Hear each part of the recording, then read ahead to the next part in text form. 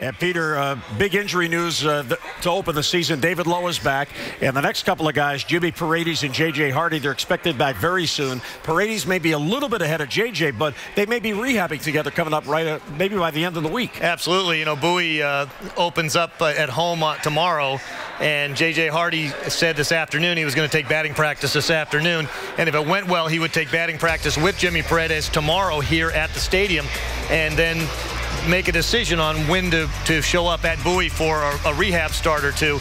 The projection right now is Friday, not Thursday. They have their home opener Thursday, but it looks like both J.J. Hardy and Jimmy Paredes will start at Bowie on Friday night if all goes well. Now the key is it's his left shoulder, so it's the extension as he comes through after making contact. And just looking at that video there, it looked like it's a regular swing, which is good news. Yeah, I mean, he said there was just this little area at the end of his swing that he was still feeling a few days ago, and so he basically was looking at this particular batting practice session and tomorrow to see if he could work the last of that out, and he seemed very, very optimistic that he would be in the lineup at Bowie on Friday night, and who knows at what point they activate him at that point. I can't imagine he's going to spend a lot of time there. All right, now every season when the Orioles begin their year, we hear, will this be the year that the on-base percentage increases? And is this something that actually would help the team win? You got a lot of thumpers on this team. Yep. They're not worried about working a walk or working the count. And Adam Jones especially, it's like, Adam, you're going to take a pitch. Why? He's a good bad ball hitter. I wouldn't want to do anything to get in the way of that. No, and they won't. I mean, the one thing Adam Jones wants to do is lay off that ball that he can't hit, that he can't get to. And he's done that very, very well so far this season. And, of course, this run here at Camden Yards since they came home, it's one of the greatest offensive runs of Adam Jones' career. Just been fantastic.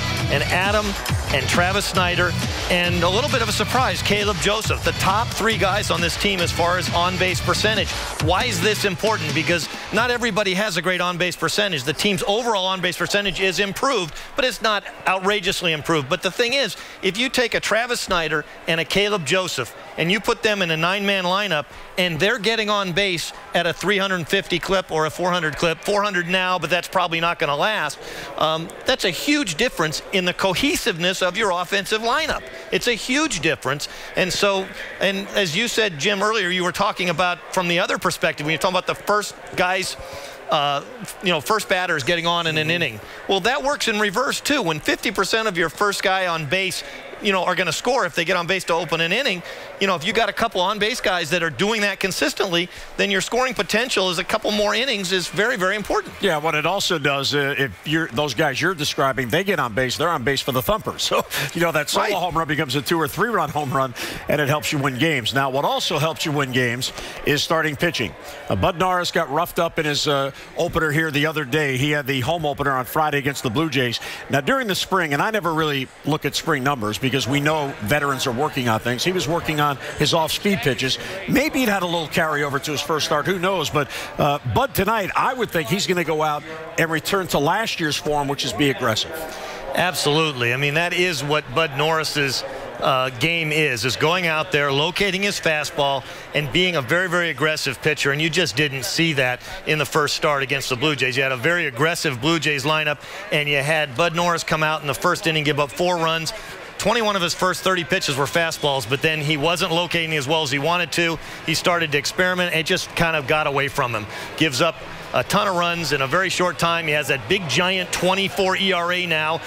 Nowhere to go but down from there as far as the ERA is concerned. But today becomes a pretty big start for him, not because this is an important game at this point in the season. It's not. But it is important for him because Bud Norris is a guy who runs hard on confidence. He's a high motor guy, and you'd love to see him go out there tonight, locate his fastball.